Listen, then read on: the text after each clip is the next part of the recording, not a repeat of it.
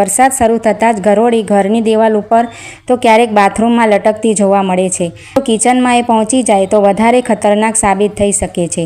તો આજના આ વિડીયોમાં હું તમારી સાથે શેર કરીશ એનો એક ઘરેલું ઉપાય જે ખૂબ જ અસરકારક છે અને એને આપણે ઘરમાં જ રહેલી વસ્તુથી સરળતાથી બનાવશું. તો ચાલો વિડીયોને શરૂ કરીએ.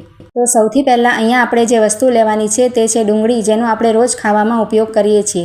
આપણે ડુંગળીનો અંદરનો ભાગ નથી લેવાનો, જે ઉપરની તેની છાલ છે તેનો જ ઉપયોગ કરવાના છીએ, જેને આપણે કચરો સમજીને ફેંકી દઈએ છીએ. અહીંયા મેં 2 થી 3 ડુંગળી લીધી છે અને તેની છાલ હવે આપણે છરીથી કાઢી લઈશું. જેમ આપણે ડુંગળી સમારતા વખતે કાઢીએ છીએ એ જ રીતે અહીંયા તમારી પાસે જો લસણના ફોતરા હોય તો તેનો પણ તમે ઉપયોગ કરી શકો છો. અને હા, તમે આ વિડીયો કયા ગામથી કે કયા શહેરથી જોઈ રહ્યા છો તે મને કમેન્ટ કરીને જણાવજો, જેથી મને ખબર પડે કે મારો વિડીયો ક્યાં ક્યાં લોકો સુધી પહોંચી રહ્યો છે. તો અહીંયા આપણે ફક્ત ડુંગળીનો ઉપયોગ નથી કરવાના, એમાં બીજી વસ્તુઓ પણ ઉમેરવાના છીએ, ત્યારે આ અસરકારક દવા બનશે ગરોળી ભગાવવા માટે. વિડીયોને એન્ડ સુધી બરાબર જોશો તો તમને તેનું સારું રિઝલ્ટ મળશે. તો અહીંયા આપણે ડુંગળીના ફોતરાને આ રીતે અલગ કરી અને એક સાઈડમાં કરી નાખશું.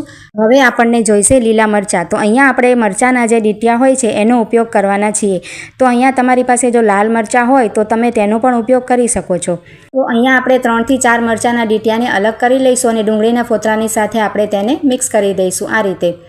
હવે આપણે ત્યાર પછી એક તપેલી લઈ લેવાની છે અને એમાં આપણે જે બંને વસ્તુ તૈયાર કરીને રાખી છે તેને નાખી દઈશું. હવે આપણે તેમાં 1 ગ્લાસ જેટલું પાણી ઉમેરી દઈશું. હવે તમે આ તપેલીને ઢાંકીને 2 દિવસ માટે આમ જ મૂકી શકો છો, જેથી પાણીમાં બંને વસ્તુઓ સારી રીતે મિક્સ થઈ જાય. અને જો તમારી પાસે ટાઈમ નથી તો આપણે આ તપેલીને સીધું ગેસ ઉપર મૂકી દઈશું અને તેને ત્યાં સુધી ઉકાળી લઈશું જ્યાં સુધી તેનો કલર એકદમ ચેન્જ ન થાય અને બંને વસ્તુ પાણીમાં સારી રીતે મિક્સ થઈ જાય. એ રીતે આપણે તેને ઉકાળી લેવાનું છે. તો અહીંયા તમે જોઈ શકો છો કે પાણી ઉકળવાનું શરૂ થઈ ગયું છે અને જે પાણીનો કલર છે એકદમ ડાર્ક થવા માંડ્યો છે. તો બસ આ રીતે આપણે 2-3 બોઇલ આવી જાય ત્યાર પછી આપણે અહીંયા ગેસની ફ્લેમ બંધ કરી દેવાની છે અને તપેલીને આપણે નીચે ઉતારી લઈશું અને થોડીક વાર માટે તેને પંખામાં રાખી અને પાણીને ઠંડુ થવા દઈશું. ત્યાર પછી આપણે આ રીતે કોઈ પણ બાઉલ કે અહીંયા મેં ગ્લાસ લઈ લીધું છે, તમે બાઉલ પણ લઈ શકો છો અને આ રીતે તેની ઉપર ગળણી રાખી દેવાની છે અને પાણીને આપણે ગાળી લઈશું જેથી કરીને તેનો કચરો અલગ થઈ જાય. જુઓ આ રીતે આપણે બધું જ પાણી ગાળી લીધું છે અને પાણીનો કલર તમે જોઈ શકો છો કે કેવો ડાર્ક થઈ ગયો છે. આપણે તેમાં બીજી કોઈ વસ્તુ હજી ઉમેરી નથી, પછી આપણે તેમાં એક બીજી વસ્તુ પણ ઉમેરવાના છીએ. તો હવે આપણે અહીંયા લઈ લઈશું ડેટોલ. તમે જાણો છો કે ડેટોલની જે સ્મેલ હોય છે ખૂબ જ સ્ટ્રોંગ હોય છે અને ઘણા બધા જીવજંતુ તેનાથી ભાગી શકે છે. તો અહીંયા આપણે અડધી ચમચી જેટલું ડેટોલ લઈ લઈશું અને આ પાણી આપણે જે તૈયાર કર્યું છે તેમાં આપણે અડધી ચમચી જેટલું ડેટોલ મિક્સ કરી દેવાનું છે આ રીતે. અને સરસ રીતે તેને આ રીતના ચમચીથી હલાવી લઈશું એટલે બધી જ વસ્તુઓ સારી રીતે મિક્સ થઈ જાય. તો હવે આપણું આ સોલ્યુશન બનીને બિલકુલ તૈયાર થઈ ગયું છે. તો આ રીતના આપણે કોઈ પણ બોટલ લઈ લેવાની. તમારી પાસે જે સ્પ્રે બોટલ હોય તે પણ તમે લઈ શકો છો અને આ રીતે પણ કોઈ બોટલ લઈ શકો છો. તેમાં આપણે બધી જ જે તૈયાર કરી છે તે ભરી લેવાની છે રેમેડીને. તો આને તમે ઘણા ટાઈમ સુધી ઉપયોગ કરી શકો છો. આપણે આ રીતના ઢાંકણ સરસ રીતે બંધ કરીને રાખી દઈએ તો જે આપણે કોકરોચ વગેરે આવે છે કે પછી કોઈ પણ જીવજંતુ આવે ચોમાસામાં તેમાં પણ તમે છાંટીને તેનો ઉપયોગ કરી શકો છો. તો હવે આપણે કઠણ રીતે તેને ઢાંકણ ઢાંકી દઈશું અને જ્યાં પણ તમને લાગે ઘરમાં, કિચનમાં કે ક્યાંય પણ તમારે બાથરૂમ વગેરેમાં ગરોળી દેખાય ત્યાં તમે આ સોલ્યુશનને છાંટી શકો છો. ખૂબ જ અસરકારક દવા બનીને તૈયાર થઈ છે.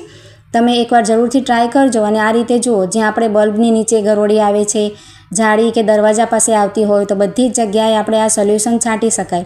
બાથરૂમ વગેરેમાં કે વોશરૂમ વગેરેમાં પણ આપણે છાંટી શકાય છે. ખૂબ જ ઉપયોગી વસ્તુ બનીને તૈયાર થઈ છે. જો આ રીતે આપણે છે ને એક ડુંગળી લઈ લેવાની, તેને સરસ છોલી નાખવાની. ડુંગળીને કોઈ પણ તમારી નાની આ રીતે લઈ લેવાય અને ત્યાર પછી તેમાં છે ને ધારદાર વસ્તુ હોય ને, ખીલી વગેરે કે કોઈ પણ, તેનાથી તમારે આ રીતે હોલ કરી લેવાનું. જો આ રીતે વચ્ચોવચ્ચ આપણે એક કાણું પાડી લેવાનું અને આ રીતે હોલ થઈ જાય ને ત્યાર પછી આપણી પાસે કોઈ પણ દોરી તો હોય જ. આ રીતે ગોદડી સીવાની દોરી સરસ થોડીક મોટી લઈ લેવાય. જો આ રીતે અને તે આપણે હોલ છે ને તેમાં આ રીતે તમે એને કરશો ને ખીલીથી આ રીતે કે સળિયાથી નાખશો એટલે દોરી એમાં પરોવાઈ જાય.